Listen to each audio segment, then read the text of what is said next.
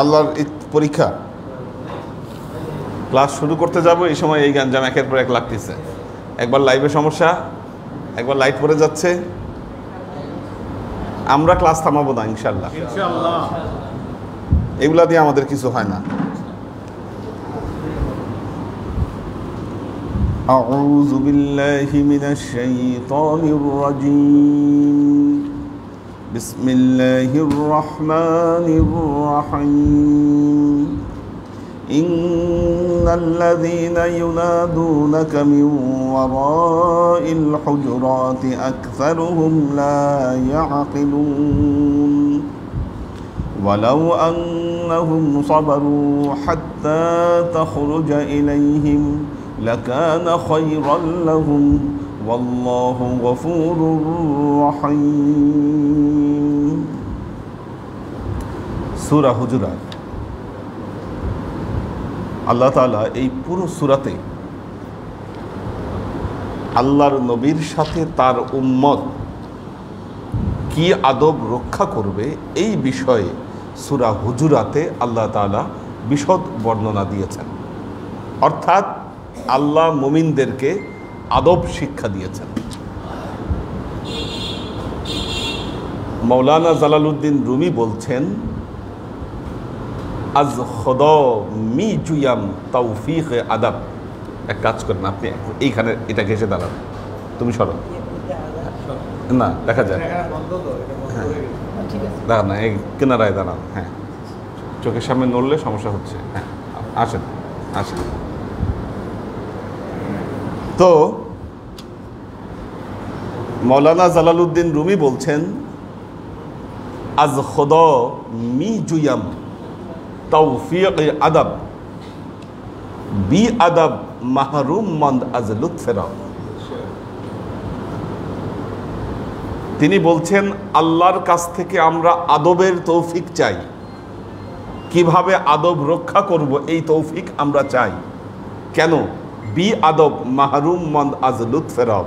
যিনি বেয়াদব তিনি আল্লাহর করুণা থেকে, আল্লাহর রহমত থেকে তিনি মাহরুম হন। পৃথিবীতে আল্লাহর কাছ থেকে সব কিছু চেয়ে নেওয়ার কিছু প্রসেস আছে। আপনি গায়েব থেকে গায়েবের খাজানা চান,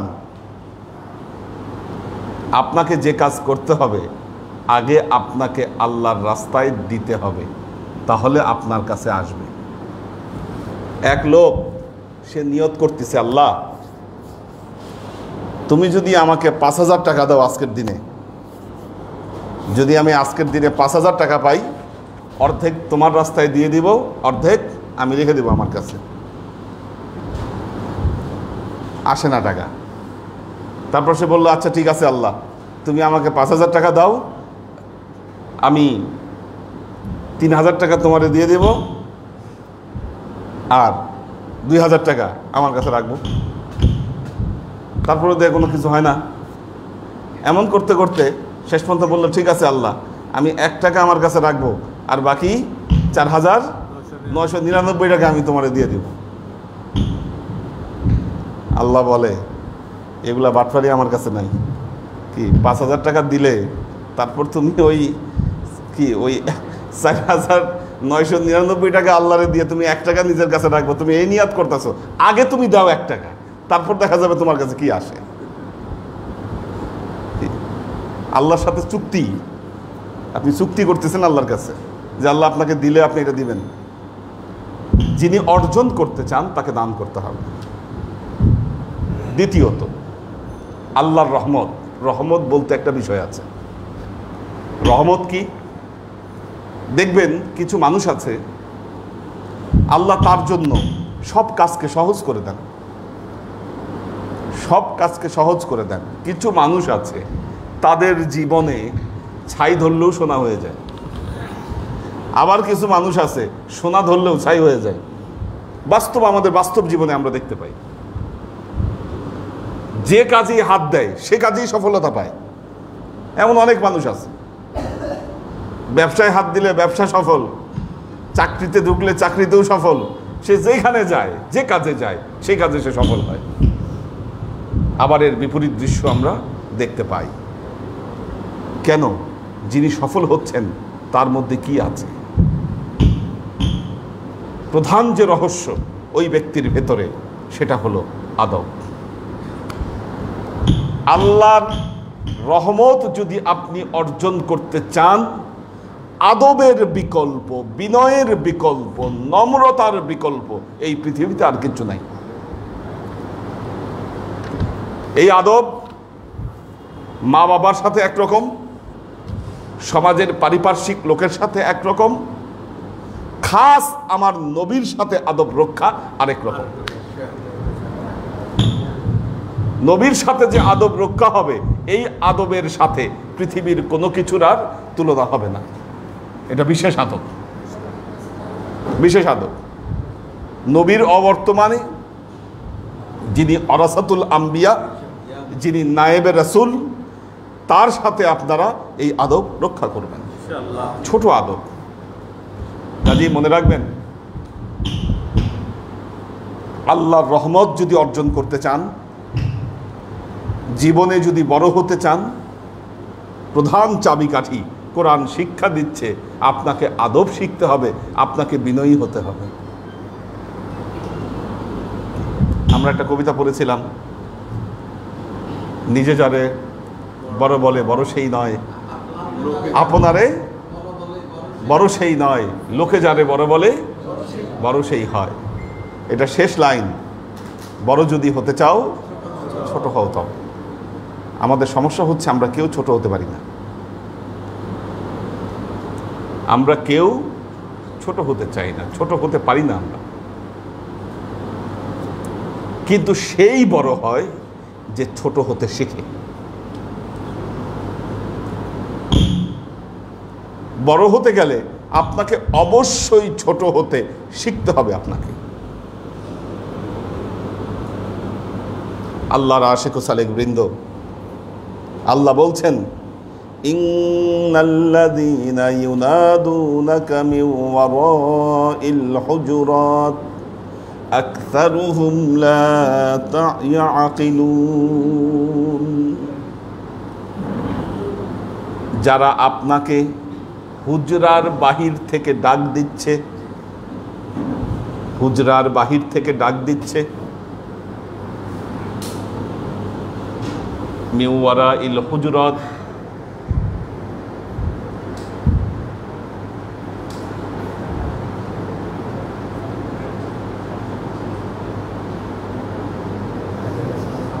হ্যাঁ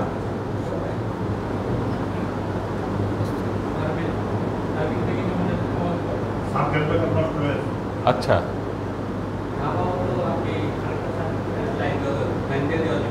তো ওইটাই করে দেন, লাইন দিয়ে দিক ওইটা দেখি। হ্যাঁ দেখ, আপনারা কেউ ওইদিকে তাকায় না, সবাই এইদিকে তাকান। ওইদিকে কিচ্ছু না, এইদিকে তাকান, সবাই এইদিকে তাকান। ওইদিকে কেউ তাকায়নি না, ওখানে মনে করেন কেউ নাই।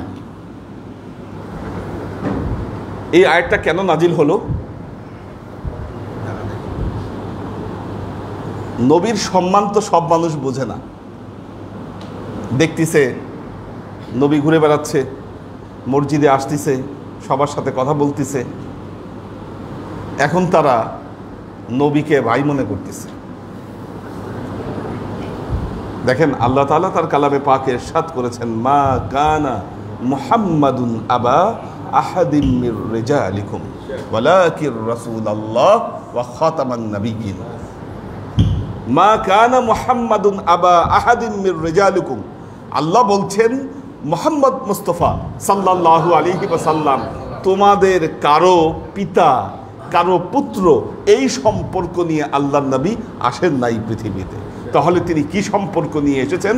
ওয়ালাকির রাসূলুল্লাহ, তিনি আল্লাহর রাসূল হয়ে তোমাদের কাছে এসেছেন। হযরত আলী রাদিয়াল্লাহু তাআলা আনহু কে ছিলেন আল্লাহর নবীর? হ্যাঁ, জামাতা তো পরে, আপন চাচাতো ভাই, এই সম্পর্ক আগে। ইসলাম কবুল করার পর কোনোদিন আল্লাহর নবীকে চাচাতো ভাই বা ভাই পরিচয়ে আল্লাহর নবীকে ডাকেন নাই। তাহলে তিনি কি পরিচয় ডাকছেন? রাসূল আল্লাহ, ইয়া রাসূল আল্লাহ সবসময়। হযরত হামজা রাদিয়াল্লাহু তাআলা আনহু আল্লাহ নবীর আপন চাচা, বড় বয়সে, ইসলাম যেদিন থেকে কবুল করেছেন সেদিন থেকে আল্লাহর নবীকে আর কখনো ভাই বলে, ওই ভাতিজা বলে কখনো সম্বোধন করেন নাই, সবসময় ইয়া রাসূল আল্লাহ বলে সম্বোধন করেছেন।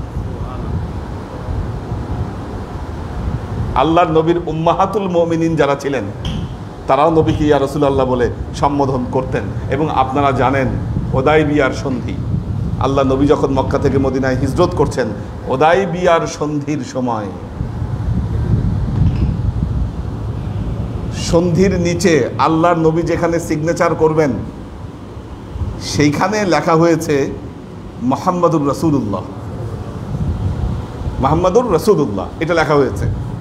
এখন মক্কার কাফেররা বলল, এই মুহাম্মাদুর রাসূলুল্লাহ এই কথায় আমাদের আপত্তি আছে, এই কথায় আমাদের আপত্তি আছে। আমরা যদি স্বীকারই করে নেই সে মুহাম্মাদুর রাসূলুল্লাহ, তাতে আমাদের মধ্যে কোনো ডিবেটই থাকলো না।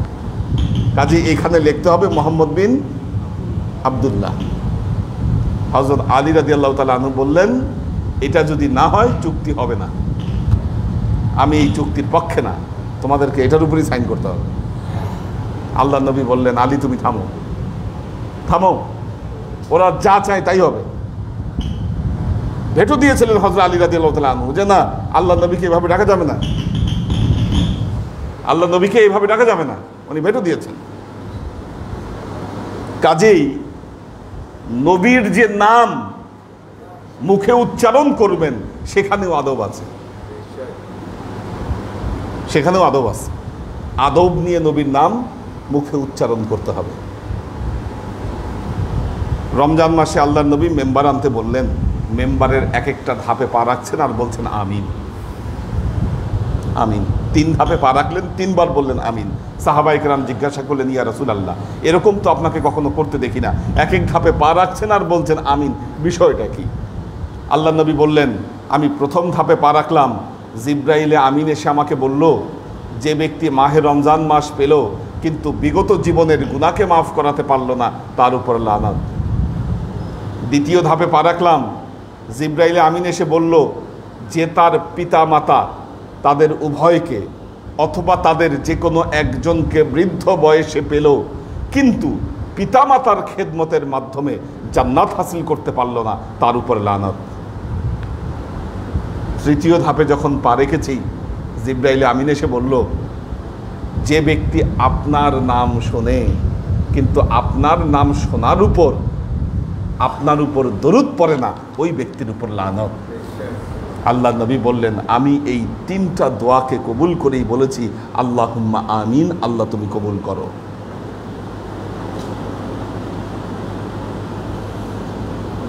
ইন্নাল্লাযীনা ইউনাদুনাকা মিন ওয়ারাইল হুজুরাতি আকসারুহুম লা ইয়াকিলুন ওয়ালাউ আন্নাহুম সাবারু হাত্তা তাখরুজা ইলাইহিম লাকানা খায়রাল লাহুম ওয়াল্লাহু গফুরুর রহিম। আল্লাহ বলছেন, ওয়ালাউ আন্নাহুম সাবারু, যদি তারা সবর করত, যদি তারা ধৈর্য ধারণ করত, হাত্তা তাখরুজা ইলাইহিম, যতক্ষণ না পর্যন্ত আপনি তাদের ভেতরে বের হয়ে আসেন, লাকানা খায়রাল লাহুম, এটা তাদের জন্য উত্তম হতো। আল্লাহু গফুরুর রহিম, নিশ্চয়ই আল্লাহ অত্যন্ত ক্ষমাশীল এবং দয়ালু। সহিহ বুখারীর হাদিস, মন দিয়ে শুনেন, সহিহ বুখারীর হাদিস। এশার নামাজে মসজিদে নববীতে সবাই অপেক্ষা করতেছে এশার নামাজের জন্য।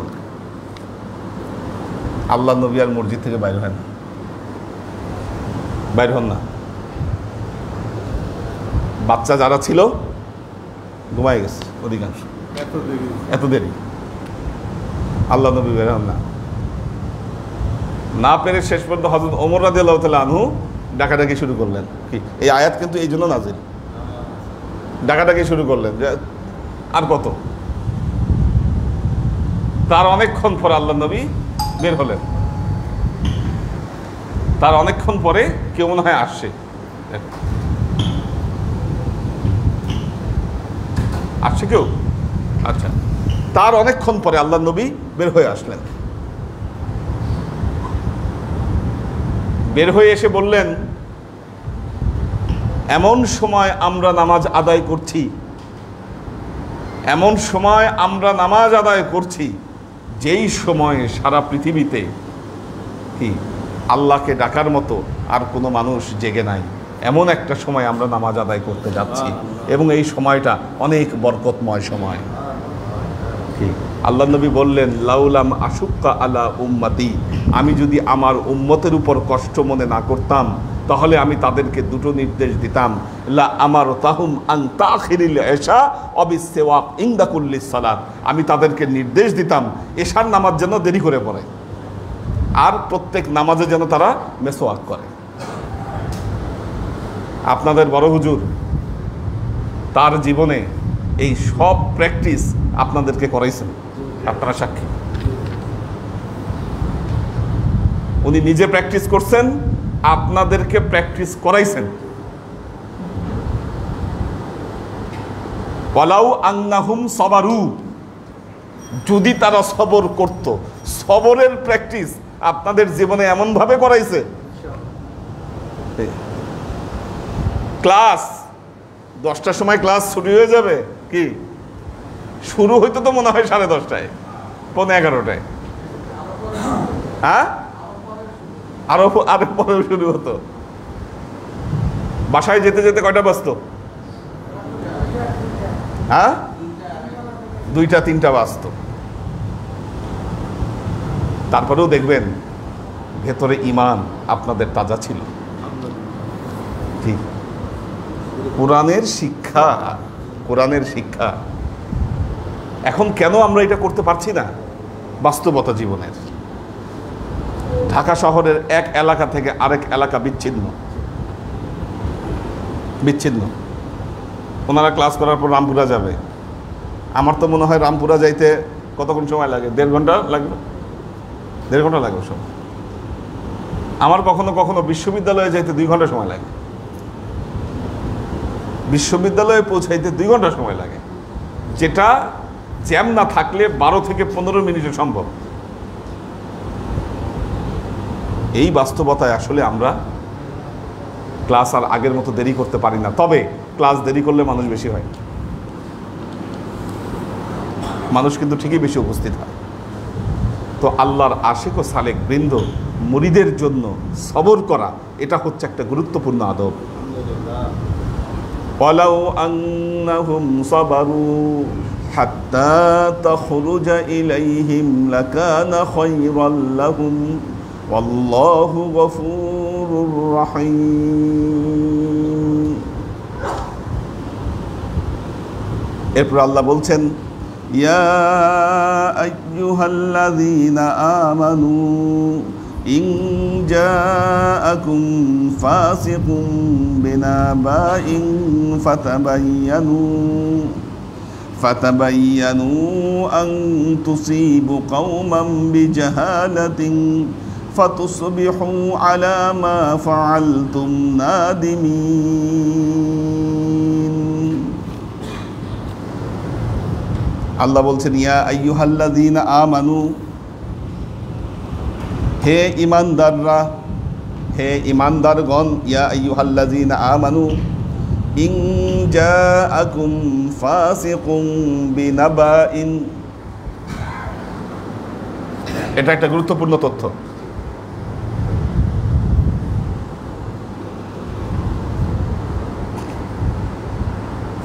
তথ্য কি দিল? তথ্য কি দিল এটা গুরুত্বপূর্ণ বিষয় নয়। কথাটা ভালো মতো শোনেন। তথ্য কে দিয়েছে এটা গুরুত্বপূর্ণ বিষয়। কি তথ্য দিয়েছে এটা গুরুত্বপূর্ণ বিষয় নয়। আমার কানে যে কত মানুষ কত রকম কান পরা দেয় কত মানুষের ব্যাপারে কি এগুলা শুনলে উপায় আছে? কিন্তু যারা কান পরা দেয় আমার তাদের জন্য আফসোস লাগে, আমি আফসোস করি তাদের জন্য, বেচারা বুঝতেছে না আমার অবস্থা, এই জন্য আমার মানুষের নামে বদনাম শোনাচ্ছে। উনি একটা কথা বলবেন আমি বিশ্বাস করে ফেলবো, এত সস্তা, এত সহজ। সবার তথ্য গ্রহণ করা যাবে না, এটা মনে রাখবেন, জীবনে বিভ্রান্ত হবেন। তাহলে দেখবেন বহু মানুষ আপনাকে কান পরা দিবে। বহু কিছু মানুষ আমাদের সমাজে থাকেই এই কাজের জন্য, কান পরা দেওয়ার কারণে। কি কান পরা দেওয়ার কারণে? আশরাফুল ভাই খুব গরম মানুষ, জানে যে ওনারে যদি খেপায় দেওয়া যায় তাহলে খবর আছে। এখন একটা কাজে সে ব্যর্থ হয়েছে, ব্যর্থ হয়ে কাজ থামাইতে পারতেছে না, কি করা যায়? আচ্ছা ওনারে খেপান যায় কিনা দেখি, কি ওনার কানে গিয়া ফুসফুস করে কথা লাগাই দিছে, এই মেয়ে এই কাজ যে করতেছে এটা কিন্তু এরকম হচ্ছে ওইরকম হচ্ছে, আসলে কিন্তু এর কিছুই না। আপনি যদি যাচাই না করতে পারেন যে কে আসলে আমাকে এসে তথ্যটা দিল, বা এটা সত্যতা আসলে কোন জায়গায়, আসলে এটা সত্য না এটা আসলে মিথ্যা, আমি কিন্তু যাচাই করি নাই। আল্লাহ কি সুন্দর দেখেন, আল্লাহ কোরআনে বলে দিয়েছেন, ইয়া আইয়ুহাল্লাযীনা আমানু, হে ঈমানদাররা, ইন জাআকুম ফাসিকুন, যদি কোনো ফাসিক তোমার কাছে আসে, বিনাবাইন, কোনো তথ্য নিয়ে, তাহলে কি করো? ফাতাবায়ানু, ওইটাকে তোমরা পরীক্ষা নিরীক্ষা করো, পরীক্ষা নিরীক্ষা করো। কান পরা কেউ একজন দিয়েছে ওই কথা বিশ্বাস করো না।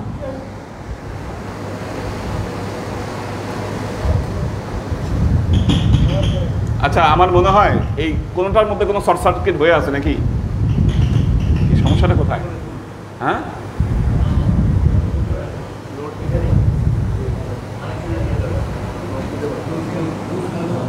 আচ্ছা,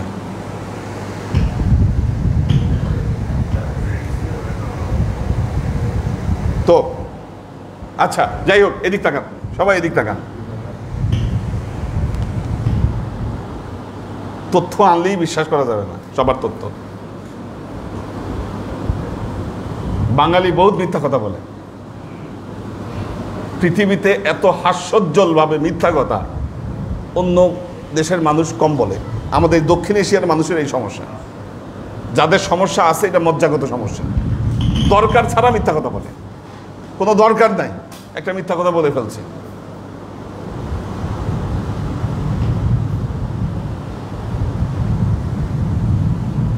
আমি যখন মাদ্রাসায় ফর্ম ফিল আপ করেছি, মিথ্যা বয়স দিয়েছে আমাদের হুজুররা, মাদ্রাসাও আরো বেশি, মাদ্রাসায়, স্কুলে তো 2-1 বছর কমায়, মাদ্রাসায় তো পুকুর চুরি। পুকুর চুরি বলতে হাফেজি পড়ে আসে, কমই পড়ে আসে, এসে ভর্তি হয়েছে মাদ্রাসায়, জীবনে বহু বছর তো ওখানেই বালেগ হয়ে গেছে বহু আগেই। এখন পরীক্ষার ফর্ম ফিল আপ করার সময় এটা নিয়ম হয়ে গেছে যে বয়স কমাই দিতে হবে, আইন হয়ে গেছে। বয়স চুরি করা কমন সাবজেক্ট আমাদের, বয়স চুরি করা। এই যে বিষয়গুলো, মিথ্যার তো কোনো দরকার ছিল না, মিথ্যার কোনো দরকার ছিল না, গায়ে পড়ে আমরা মিথ্যা টেনে আনছি। সুযোগ পাইলেই মিথ্যা কথা বলে দেই, ওর মধ্যে ওর প্যাচ কিভাবে লাগাইতে হবে, কি প্যাচ লাগানোর জন্য একটা মিথ্যা তত্ত্ব দিয়ে দিই, এই এই সমস্যাই। তো মনে রাখবেন, এটা আদব, কোরআনের আদব, মনে রাখবেন। যদি কোনো, আচ্ছা এখন ফাসেক কোন ব্যক্তি? ফাসেক আপনি চিহ্নিত করবেন কেমনে? যার দিনদারি ঠিক নাই সেই হচ্ছে ফাসেক। এখন একজন ব্যক্তি বাহ্যিকভাবে তার দিনদারি ঠিক আছে, কিন্তু ইতিপূর্বে তিনি উল্টাপাল্টা কথাবার্তা বলেছেন, তিনি এটা প্রমাণিত, মানুষকে মিসগাইড করেছেন, কারো নামে মিথ্যা অপবাদ দেওয়ার শাস্তি জানেন কিনা? সূরা নূর। প্রথম শাস্তি হলো 80টা বেত্রাঘাত দিতে হবে তাকে। নাম্বার 1 শাস্তি 80টা বেত্রাঘাত। কারো বিরুদ্ধে সে অভিযোগ করেছে, অভিযোগ প্রমাণ করতে পারেনি, তার প্রথম শাস্তি হলো তাকে 80টা বেত্রাঘাত করতে হবে। এবং দ্বিতীয় শাস্তি হলো সে ফাসিক হিসাবে বিবেচিত হবে, তার কাছ থেকে আর কোনো সাক্ষ্য গ্রহণ করা যাবে না। কঠিন শাস্তি। কাজেই ইয়া আইয়ুহাল্লাযীনা আমানু ইন জাআকুম ফাসিকুম বিনাবাইন ফাতাবায়ানু আন তুসিবু কওমান বিজাহালাতিন ফাতুসবিহু আলা মা ফাআলতুম নাদিমিন। ভালোমতো পরীক্ষা নিরীক্ষা না করলে কি হবে? জাহালতের কারণে তোমরা বিপদগ্রস্ত হবে। এরপর কি করবে? তোমাদের কৃতকর্মের জন্য তোমরা লজ্জিত হবে, তোমরা অনুতপ্ত হবে। তোমাদের কৃতকর্মের জন্য তোমরা অনুতপ্ত হবে।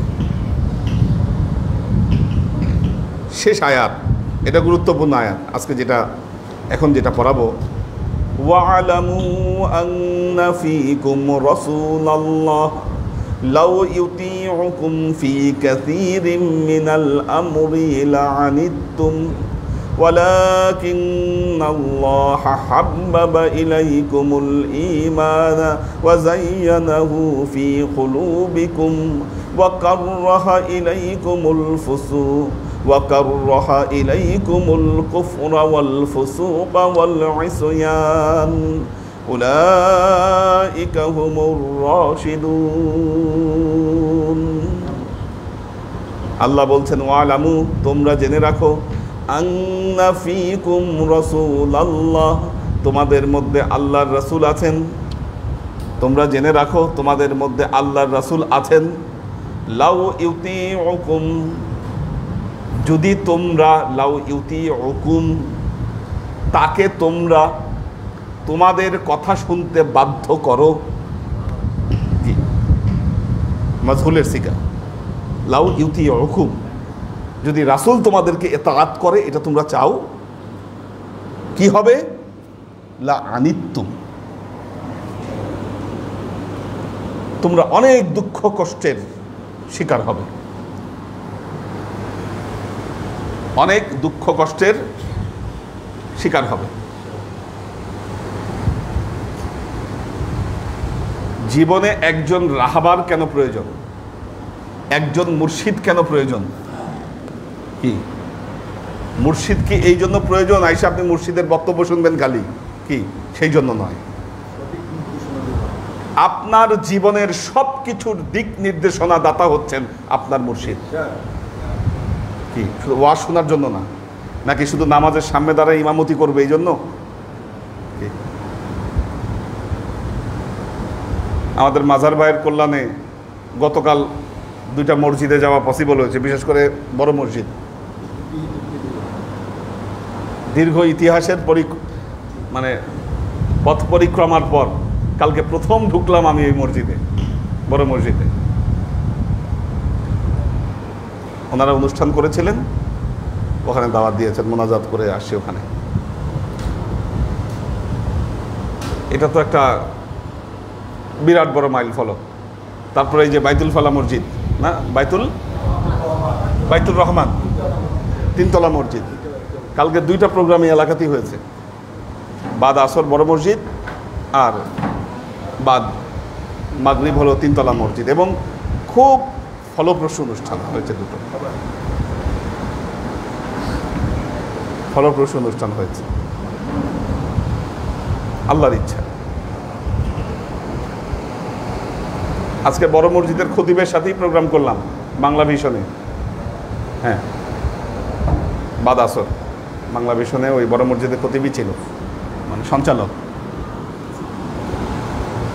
তো উনি আমাদের আগের পরিচিত, পূর্ব পরিচিত।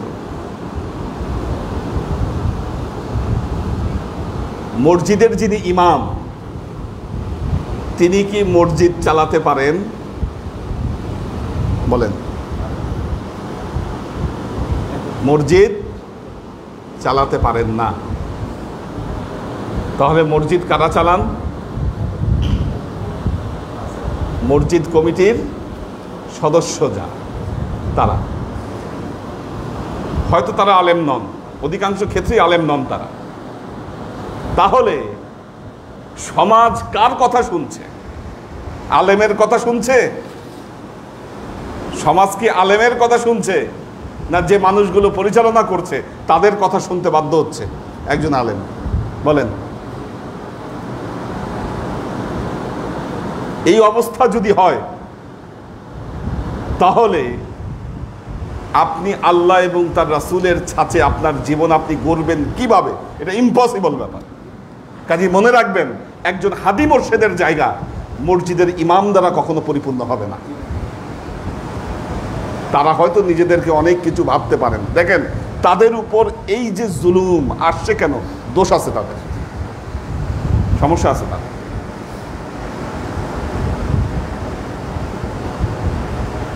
মানুষকে সম্মান করা, এই জায়গাটা থেকে অনেক পিছিয়ে আছেন তারা। কি একটা জিনিস মনে রাখবেন, আমি যদি আপনাকে সম্মান দিতে না পারি, আমি কখনোই আপনার কাছ থেকে সম্মান আশা করতে পারি না। কি আমি আমার প্রত্যেকটা মুরিদকে আমি সম্মান করি। কি সম্মান না করলে আমি সম্মান কারো কাছ থেকে আশা করতে পারি না, এটা সম্ভব নয়।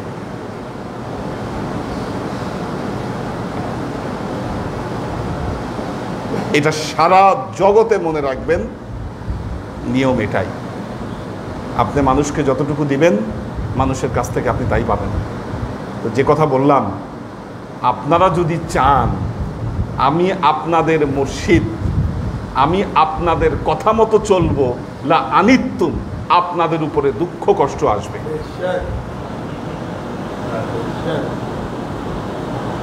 আপনাদের উপর দুঃখ কষ্ট আসবে, লা আনিত্তুম।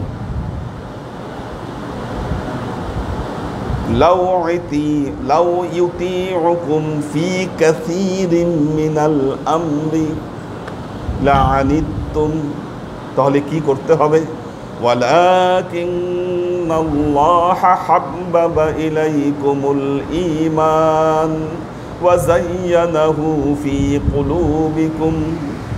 আল্লাহ বলছেন, আল্লাহ ঈমানটাকে একটা ভালোবাসা পরিণত করেছেন, আর সেটা তোমাদের হৃদয়ে আল্লাহ সুসজ্জিত করেছেন। তোমাদের অন্তরটাকে ভালোবাসায় পরিপূর্ণ করো, তাহলে দেখবার নবীকে মানতে তোমার জন্য সহজ হবে। কি লাভ, এমন একটা পাওয়ার, ভালোবাসা এমন একটা পাওয়ার, এমন একটা শক্তি। কি আপনি যদি আপনার মুর্শিদকে ভালোবাসেন, কি তখন দেখবেন যে তাকে আপনি চাবেন না যে সে আপনার কথা মতো চলুক।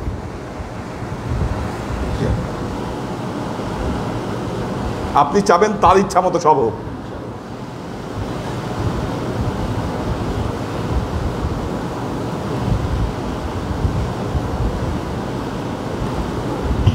দেখেন একটা জিনিস,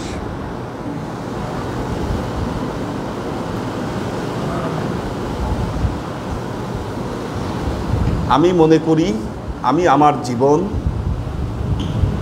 আল্লাহ এবং তার নবীর গোলামির জন্য আমি বক্সে দিয়েছি। কাজেই এই গোলামির যেই ক্ষেত্র উপস্থিত হয় না কেন, আমি বিনা বাক্যে সেগুলো পালন করি। এই যে প্রোগ্রাম শিডিউল, কালকে যে এমন কঠিন এক শিডিউল মেনটেন করেছি, মাজার ভাই অফার দিচ্ছে আমাকে যে আপনাকে মসজিদ, এর আগে মসজিদ কমিটির লোকজন আসছিল, কিন্তু ওনারা কেউ নাই বলে আমি আর জামালপুরে আমার সত্যি প্রোগ্রাম ছিল, আপনারা জানেন এটা। গতকাল কিন্তু আমার জামালপুরে প্রোগ্রাম ছিল, ঈদে মিলাদুন নবীরই প্রোগ্রাম। তো যখন মাজাল ভাই বললো আমাকে, তখন চিন্তা করলাম যে না, তাহলে চিন্তা করা যায়।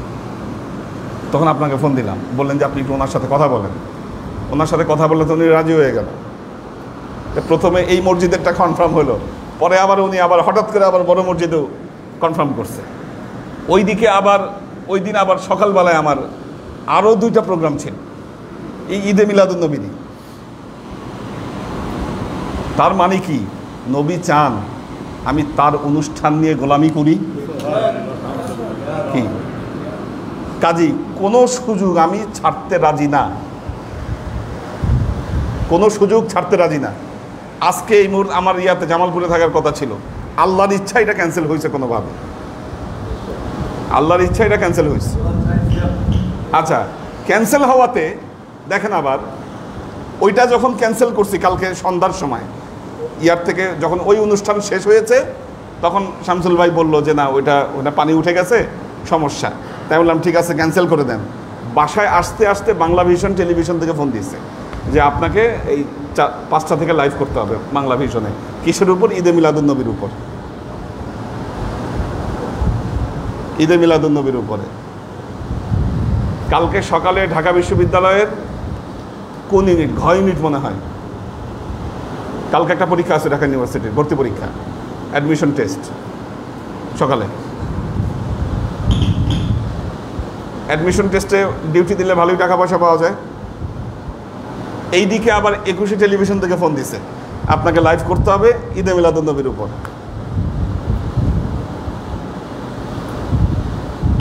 একটা মারাত্মক ব্যাপার। কি করব? অবশ্যই মিলাদুন্নবী আগে। অফিসে যোগাযোগ করলাম যে ক্যান্সেল করা যায় কিনা, আমার ডিউটি ক্যান্সেল করে দিস, ক্যান্সেল করে দিস, ডিউটি ক্যান্সেল করে দিস। দায়িত্ব হচ্ছে এটা আমার দায়িত্ব, যতদিন দায়িত্ব আসবে ততদিন পালন করব, আসলে পালন করতেই হবে, এটাই কাজ, কাজ। কারণ এটা আল্লাহর তরফ থেকে যেটা আসবে মেনে অবশ্যই নিতে হবে, সারেন্ডার করতেই হবে। এটা আব্বা বলেছিলেন তুমি তোমার দিনের কাজ ধরে রাখবা, তোমার দুনিয়া স্বাচ্ছন্দ্যে চলবে। আর যদি এটাকে ছেড়ে দাও কিচ্ছু ঠিক থাকবে না, কিচ্ছু ঠিক থাকবে না। ইরানে পিএইচডি করার অফার পেয়েছি, লন্ডন থেকে পিএইচডি করার অফার পেয়েছি, কোনোটাই অ্যাকসেপ্ট করিনি। না, আমার পক্ষে সম্ভব না, আমি যাব না, আমাকে দেশেই থাকতে হবে, এখান থেকে আমি করব। সবাই অবাক, আমার শিক্ষকরা আমাকে বহু পোক করছে, বহুভাবে বলছে বিদেশ থেকে করে আসা উচিত। হ্যাঁ, বিদেশ থেকে করে আসা উচিত, বিদেশ থেকে করে আসলে এই হবে সেই হবে, বহুত কিছু হবে, আগডুম বাগডুম ঘোড়াডুম বহুত কিছু হবে।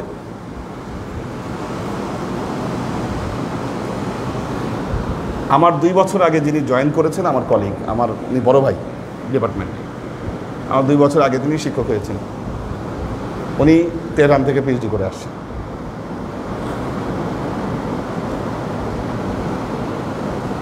আমি ডিপার্টমেন্টে তার সিনিয়র হয়ে গেছি। আল্লাহ আমার কোনটা বাকি রাখছে, কোনটা বাকি রাখে না, ইনশাআল্লাহ।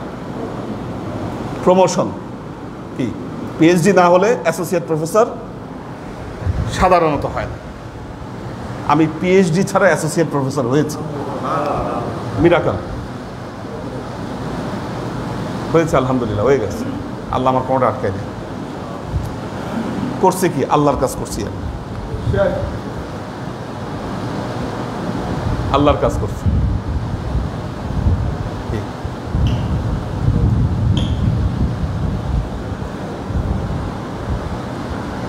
আল্লাহ আমাকে যে গাড়িতে চড়াচ্ছে, হুজুররা এগুলা গাড়িতে চড়তে পারে? বলেন সম্ভব? সম্ভব, এটাও একটা মিরাকল। মিরাকল কেন?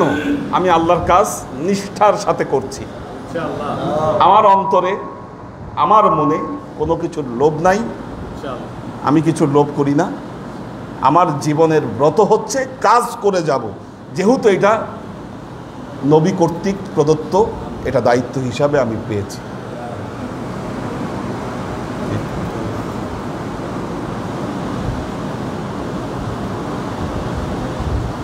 মানুষ মাহফিল করে টাকার জন্য, আগে থেকে কন্ট্যাক্ট করে মাহফিল করে। কেউ বলতে পারবেন কোনো জায়গায় কোনো মাহফিলে কি আমি বলেছি কখনো? ঠিক। এবং আমার শিডিউল এখানে 3 দিন যেভাবে এখানে আটকা, আমি কোনো মাহফিলেও যাই না।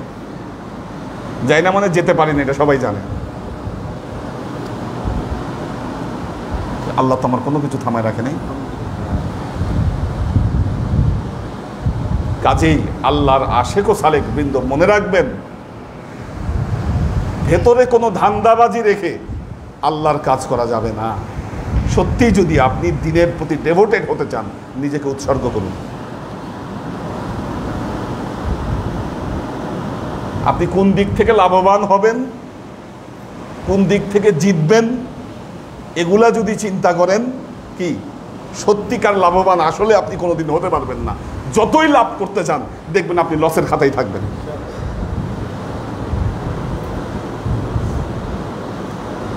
দেরি হয়ে যাচ্ছে আজকে ক্লাস। ওয়ালাকিন্নাল্লাহ হাব্বাবা ইলাইকুমুল ঈমান ওয়া যায়্যানাহু ফি কুলুবিকুম।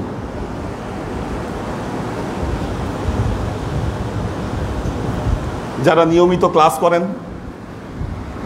দেখবেন ক্লাসে না আসলে মন কোনোভাবেই ঠিক থাকছে না। কেন? ওয়ালাকিন্নাল্লাহ হাব্বাবা ইলাইকুমুল ঈমান, ক্লাসের প্রতি একটা ভালোবাসা তৈরি হয়ে গেছে আপনার, এটা ছাড়া আপনি থাকতে পারবেন না। যিনি 5 ওয়াক্ত নামাজ পড়েন, নামাজ না পড়লে তিনি অস্থির হয়ে যাবেন, কি ঠিক মতো খাবার পেটে ঢুকবে না, যেহেতু একটা ভালোবাসা তৈরি হয়ে গেছে।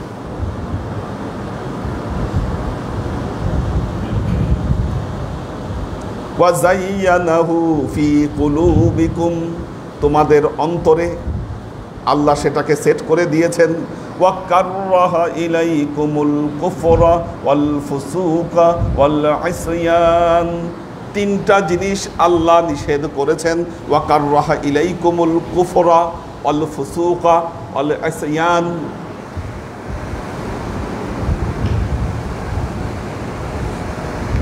কুফরা, কুফর মানে হচ্ছে ঢেকে দেওয়া, গোপন করা, গোপন করা।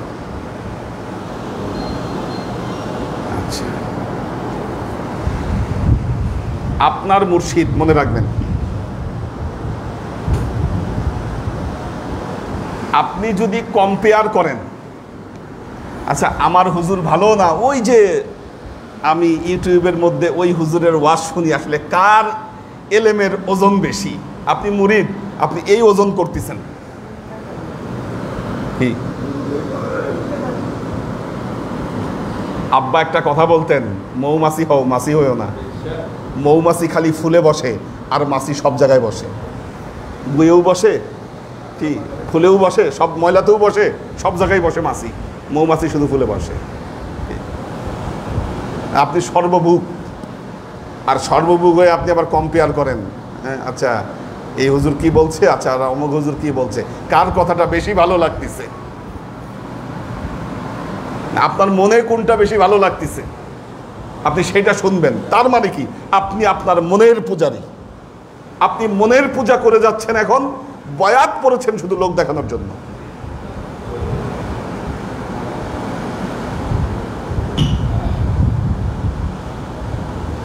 লোক দেখানোর জন্য আপনি বয়াত পড়েছেন, আপনি সারেন্ডার করতে পারেন নাই আপনার মুর্শিদের কাছে।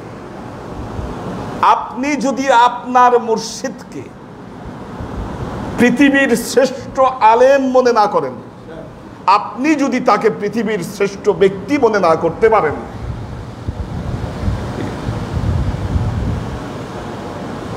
তার কাছ থেকে আপনি হেদায়েত পেতে পারবেন না। ঠিক তেমনি ভাবে আপনার নবী যদি পৃথিবীর সর্বশ্রেষ্ঠ নবী না হয়, সর্বশ্রেষ্ঠ ব্যক্তি যদি উম্মত তার নবীর ব্যাপারে মনে না করে, কি সেই উম্মত কখনো প্রকৃত উম্মত হতে পারবে না।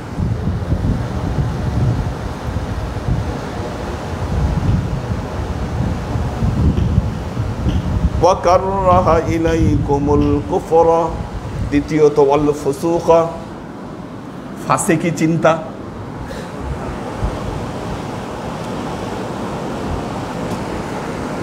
আল্লাহ মানুষকে কি বলেছে? মানুষ সৃষ্টি করার পর ফাআলহামাহা ফুজুরাহা ওয়া তাকওয়াহা। আমাদের ব্রেন এমন একটা জিনিস, মানে নেগেটিভ থিঙ্কিং আমাদের মধ্যে সর্বক্ষণ কি, এই যে আমি ওয়াজ করতেছি এই সময়ে এই মুহূর্তেও আপনাদের মধ্যে অনেক নেগেটিভ চিন্তা ভেতরে জন্ম নিচ্ছে, যুক্তি ভেতরে জন্ম নিচ্ছে, তর্ক ভেতরে জন্ম হচ্ছে। তর্ক ভেতরে জন্ম হচ্ছে।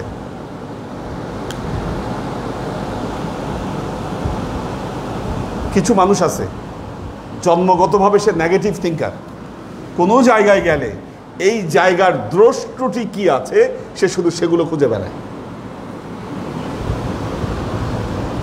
আমাদের এক আত্মীয় ছিল, যে কোনো বিয়ে বাড়িতে গেলে সে বদনাম করত। এখন এক বিয়ে বাড়িতে তাকে খুব যত্ন করে খাওয়ানো হলো যাতে সে বদনাম করতে না পারে। এরপর জিজ্ঞাসা করলো কেমন হয়েছে, সবই ভালো হয়েছে, দইটা টক খাওয়াইছে,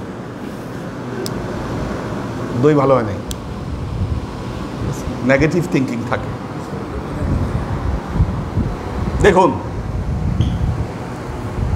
আপনার মুর্শিদের ব্যাপারে যদি আপনার নেগেটিভ থিঙ্কিং থাকে, আপনি তার কাছ থেকে হেদায়েত অর্জন করতে পারবেন না। এটাকে বাদ দিতে হবে আগে।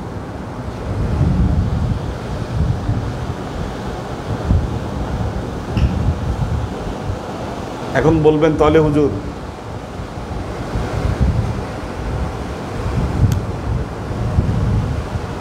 এই প্রসঙ্গে এতটুকু বলেই শেষ করব। মৌলানা জালালউদ্দিন রুমির একটা ঘটনা, মাসনবীর একটা ঘটনা মনে পড়ে গেল। মাসনবীর একটা ঘটনা, এটা বলেই শেষ করব, রাত হয়ে যাচ্ছে অনেক। আর মাঝে মধ্যে একটু দেরি হওয়া ভালো, দেরি সাধারণত এখন হয় না, একদম টাইমলি ক্লাস শেষ হয়। এখন আজকে শুরু হয়েছে একটু দেরি করে, এই মিলাদের জন্যই আসলে মূলত দেরিটা হয়েছে। মাসনবীর মধ্যে এই ঘটনা বর্ণনা করেছে, এটাই শেষ ঘটনা। এক সওদাগর সওদা করতে যাবে। সওদা করতে যাওয়ার আগে পরিবারের সব সদস্যদেরকে জিজ্ঞাসা করছে যে আমি সওদা থেকে তোমার জন্য কি নিয়ে আসব। এক একজন এক একটা অর্ডার দিচ্ছে। সে একটা তোতা পাখি পালতো, তোতা পাখিকে জিজ্ঞাসা করলো খাঁচার মধ্যে আটকানো, তোমার জন্য আমি কি নিয়ে আসব। তোতা পাখি বলল কিচ্ছু আনতে হবে না, তুমি যে এলাকায় যাচ্ছ তার পাশেই হলো আমি যে বনে থাকতাম ওই বনটা হলো তার পাশে। তুমি ওই বনে গিয়ে বাকি যে তোতা পাখি আছে তাদেরকে একবার আমার খবর পৌঁছায় দিবা, আর কিচ্ছু লাগবে না। তারা কি উত্তর দেয় সেটা এসে আমাকে বলবা। সওদাগর আসছে, সওদা করছে, যার জন্য যা জিনিস নেওয়ার সব কিছু নিয়েছে। যখন তার ব্যবসায়িক কাজ শেষ, তোতা পাখির কথা মনে পড়ছে তার, তখন সেই বনে গিয়েছে। বনে গিয়ে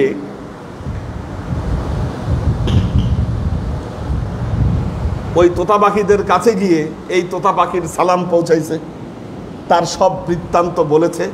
বলার সাথে সাথে ওই তোতা পাখিগুলা কাঁপতে কাঁপতে সব মাটিতে ফিট হয়ে মরে গেছে। সওদাগর আজব ঘটনা, কেন এমন হলো, মারাত্মক ঘটনা এটা। উনি খুব মনে কষ্ট পাইলেন এবং ফিরে আসলেন। ফিরে এসে সবাইকে একটা করে জিনিস দিচ্ছেন। তোতা পাখি জিজ্ঞাসা করতেছে তুমি আমার জন্য কি খবর আনছো। বলল যে তোতা, খুব দুঃখের ঘটনা, আমি তো এটা এখন দিচ্ছ কেন, এখন দরকার নেই এটা, তুমি এটা তো খুব দুঃখের ঘটনা। আমি যখন তোমার খবর তোমার আত্মীয় স্বজনের কাছে দিলাম, যে দৃশ্য দেখলাম তারা সবাই কাঁপতে কাঁপতে ফিট হয়ে পড়ে গেছে, মরে গেছে সবাই। তোতা পাখি বললো আজব ঘটনা। এই কথা বলার সাথে সাথে ওরও শরীরে কাঁপুনি শুরু হলো। কাঁপুনি শুরু হতে ফিট হয়ে সেও মরে গেল খাঁচার ভেতরে।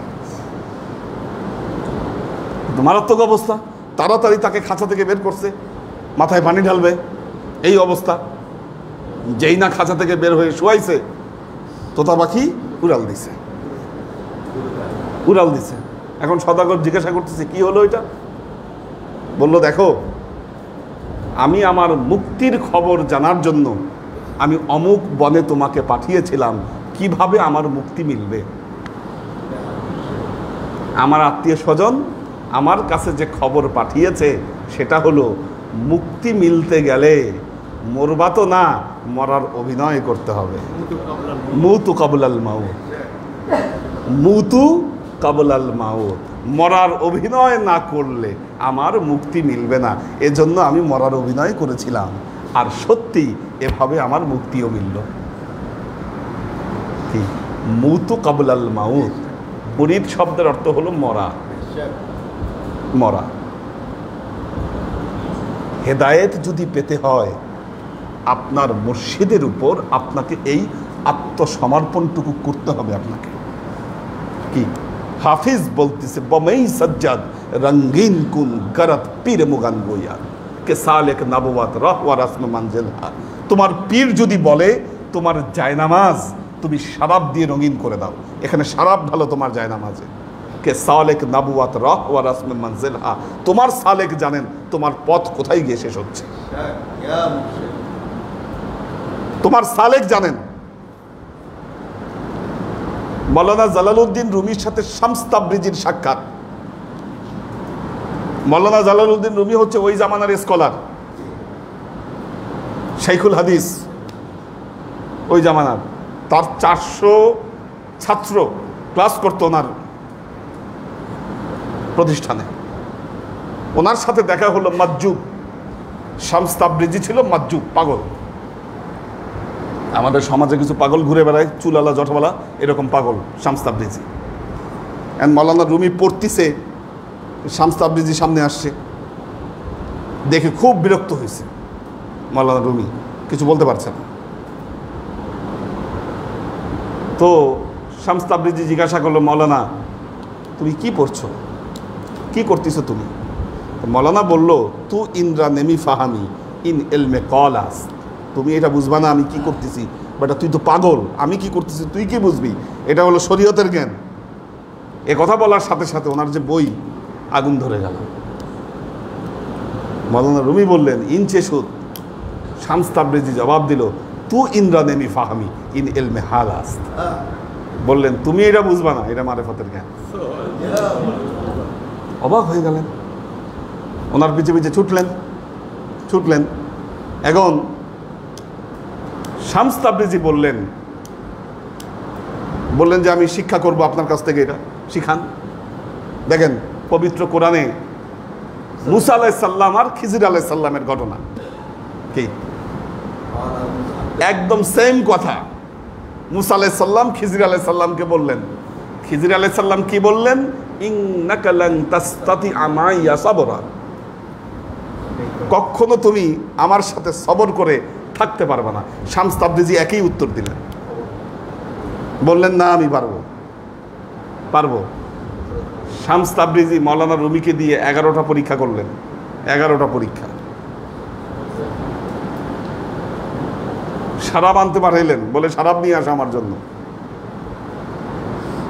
মৌলানা রুমির মতো একজন লোক শরাবের দোকানে গেছে শরাব কিনতে, সব তো ভয়ে দোকান বন্ধ করে দিচ্ছে, যে খেপে গেছে মনে হয় মৌলানা। গান গাওয়াইছেন, নাচাইছেন তাকে দিয়ে। এরপর বললেন, হ্যাঁ তুমি এখন উপযুক্ত। মৌলানা রুমি জিজ্ঞাসা করলেন যে হুজুর আপনি যে পরীক্ষাগুলো করলেন দিন শরীয়তে, এগুলার কোনো মাকাম আমি পাইলাম না, কোনো কিছু বুঝলাম না, কেন করাইলেন আমাকে এই কাজগুলা?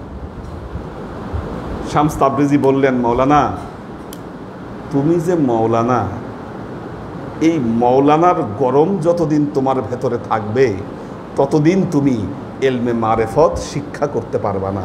এই জন্য আগে আমি তোমার গরম কমাইছি। কি এই কাজগুলা করাতে কি হয়েছে? তোমার ভেতরে যে গরম ছিল ওই গরমটা ঠান্ডা হয়ে গেছে, এখন পসিবল শিখা। মৌলানা রুমি মর্দে বুদাম জেন্দে সুদাম গাড়িয়ে বুদাম খান্দে সুদাম দৌলাতে এশক আমাদো দৌলাত পয়ান্দে সুদাম। তিনি বললেন, মর্দে বুদাম আমি মৃত ছিলাম, জীবিত হয়ে উঠলাম, আমি কাঁদতেছিলাম, হেসে উঠলাম, প্রেমের অবিনশ্বর সম্পদ আমি লাভ করলাম এবং আমি মহা ধনে আমি ধনী হয়ে গেলাম। ওনার এই অনুভূতি। আল্লাহর আশেক ও সালেক বৃন্দ,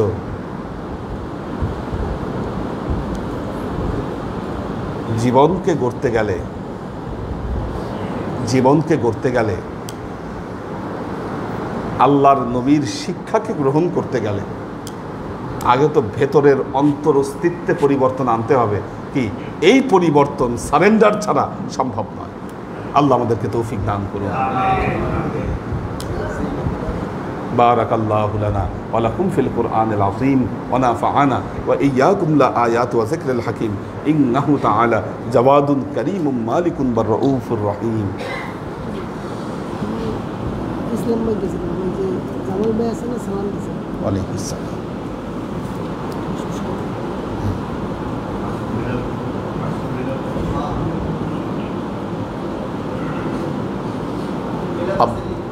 হ্যাঁ মিলাদ আছে, হ্যাঁ এটা পরে তারপর মিলাদ। আব্দুল হাফিজ, তাহেরা তনু, সইফা বিনতে আমির, মাহফুজুল হক উজ্জ্বল, নূর হোসেন খোকন, আশেক মাহমুদ, এইচ.কে হানিফ, আখতারুজ্জামান ভাই আছেন, নাজিমুদ্দিন ভাইয়ের ফ্যামিলি আছেন, আবির আহমেদ আরিয়ান, সুলতান মামুন। আচ্ছা, এইচ.কে হানিফ বলেছে হুজুর আপনাকে খুব সুন্দর লাগছে, মাশাল্লাহ। কাউসার আলম আলাল, লুনা তাবাসসুম লুবনা, নাহিদা সুলতানা শিলা, এইচ.কে কনক, শাহ আলম, আইরিন সুলতানা, নাদিয়া সুলতানা শিলা দোয়া চেয়েছেন ওনার ছেলের জন্য, ভাইয়ের জন্য। সুলতান মামুন তিনি আছেন, মাহফুজুল হক উজ্জ্বল, সাদিয়া রহমান, মোহাম্মদ মিজান, একে আজাদ, শামসুস সালেহীন, জেবা ফারজানা, আব্দুস সাত্তার, নাসিমুল ইসলাম পটল, আব্দুস সাত্তার ভাই আছেন, আরিফা শেখ, দীপা উষা, আবির আহমেদ কলকাতা থেকে আছেন, সালাউদ্দিন খান ইমরান, আশিকুর রহমান মুস্তাজির আব্বার জন্য দোয়া চেয়েছেন, সেলিনা পারভিন, সালাউদ্দিন খান ইমরান বলেছেন ওনার অনেক জ্বর, দোয়া চেয়েছেন। মোহাম্মদ রুমি, পপিয়ারা জামান সুমি, শাফায়েতুল্লাহ রঞ্জন, মোহাম্মদ আসাদুজ্জামান, মোহাম্মদ নুরুল ইসলাম ফরিদপুর ভাই আছেন,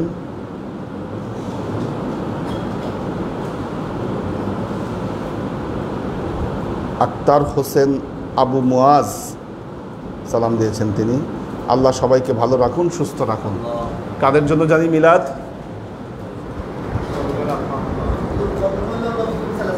হ্যাঁ মাশাআল্লাহ, আল্লাহ সবাই সূরা ফাতিহা 7 বার, সূরা ইখলাস 9 বার, দরুদ শরীফ 11 বার।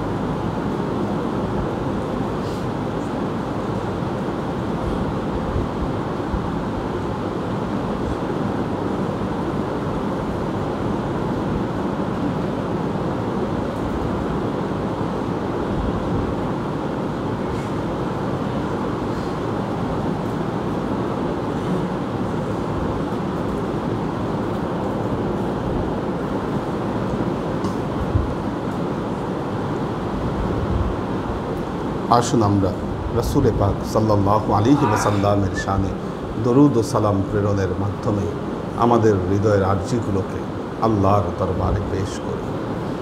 বা আশরাকাল বদরু আলাইনা ওয়াক্তাফাত মিনহুল বুদুর মিসলা হুসনিক মা রাআইনা কাত্তু ইয়া ওয়াজহাস সুরুর সাল্লাল্লাহু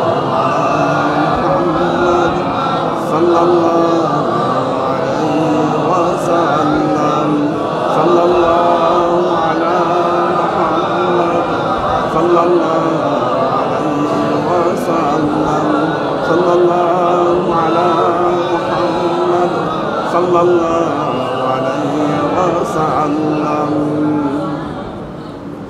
আপনাদের দরুদ পড়া একটু এলোমেলো হয়, সবাই একযোগে দরুদ পড়বেন, এই প্র্যাকটিস করব। আমি চুপ থাকব, সাউন্ড আপনাদের কাছ থেকে চাই। আপনাদের দরুদ পড়ার প্র্যাকটিসটা ওইভাবে হচ্ছে না, এইভাবে ইন্টারাপ্ট হয়ে যায়। আমি মাইকে একরকম বলি, আপনারা আরেক রকম বলেন, ঠিক আছে? ইয়া হাবিবি ইয়া মুহাম্মদ ইয়া আরুসাল খাফিকাইন ইয়া মুআইয়াদ ইয়া মুমাজ্জাদ ইয়া ইমামাল কিবলাতাইন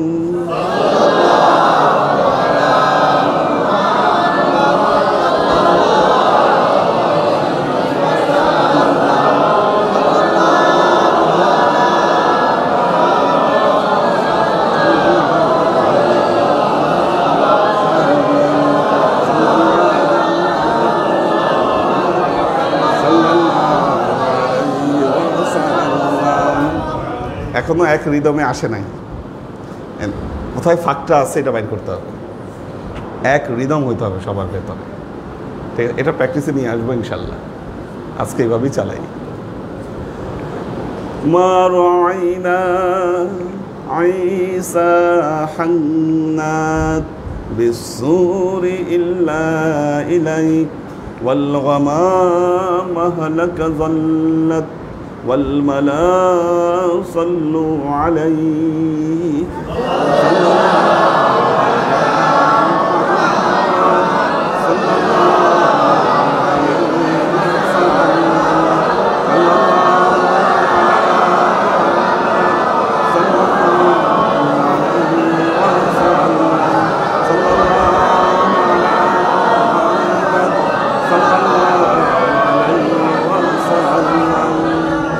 وصلوات الله أحمد عدة حروف الصدور أحمد الهدي محمد سيد وجه المنير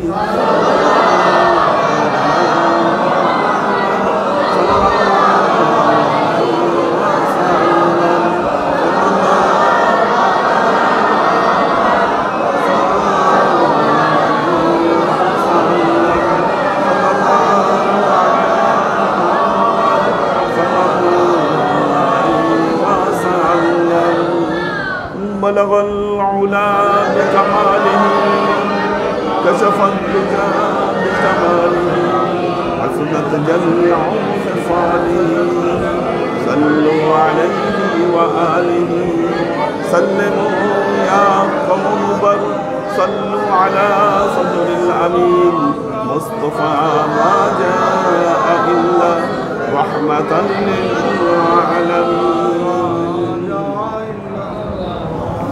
اللهم آمين اللهم صل على محمد وعلى آل محمد كما صليت على إبراهيم وعلى آل إبراهيم إنك حميد مجيد اللهم بارك على محمد وعلى آل محمد كما باركت على إبراهيم وعلى آل إبراهيم إنك حميد مجيد ربنا ظلمنا أنفسنا وإن لم تغفر لنا وترحمنا لنكونن من الخاسرين ربنا آتنا في الدنيا حسنة وفي الآخرة حسنة وقنا عذاب النار ربنا لا تزغ قلوبنا بعد إذ هديتنا وهب لنا من لدنك رحمة إنك أنت الوهاب اللهم إنك عفو تحب العفو فاعف عني يا غفور الرحيم الودود اللهم اغفر لحينا وميتنا وشاهدنا وغائبنا وصغيرنا وكبيرنا وذكرنا وأنثانا اللهم من أحييته منا فأحيه على الإسلام ومن توفيته منا فتوفه على الإيمان برحمتك يا أرحم الراحمين اللهم اغفر لهم وارحمهم مغفرة ظاهرة وباطنة وآخذهم من عذاب القبر وعذاب البعث وعذاب الحشر وعذاب الحساب وعذاب البلسرات وعذاب النار اللهم افتح قبرهم إلى باب الجنة وارفشهم من فراش الجنة والبسهم من لباس الجنة رب ارحمهما كما ربياني صغيرا رب ارحمهما كما ربياني صغيرا يا الله يا رحمن يا مالك আমরা এতক্ষণ তোমার দরবারে যে সমস্ত আমলকে উপস্থাপন করলাম আমাদের প্রিয় হাবিব হযরত মুহাম্মদ মুস্তাফা সাল্লাল্লাহু আলাইহি ওয়াসাল্লামের শানে